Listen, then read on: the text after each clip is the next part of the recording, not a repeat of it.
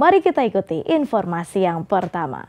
Pemirsa, H-1 pemilihan umum tahun 2024, Komisi Pemilihan Umum Sulawesi Utara pastikan logistik pemilu telah terdistribusi di semua TPS sehari sebelum waktu pemilihan. Untuk memastikan kelancaran distribusi logistik, KPU Sulawesi Utara melakukan monitoring secara langsung di beberapa titik di Sulawesi Utara.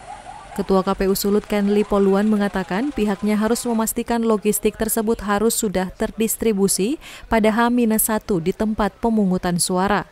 Di Kota Bagu, sekalian agenda untuk memastikan kesiapan distribusi logistik di Kota Bagu. Setelah ini kami jalan lagi ke Jatim, Kota Mitra, Termohon, dan Wali Manado karena ada agenda Bawaslu juga ya, untuk meneruskan pengawasan logistik. Jadi kita memastikan secara teknis, kita lanjutkan dengan agenda Bawaslu nanti malam.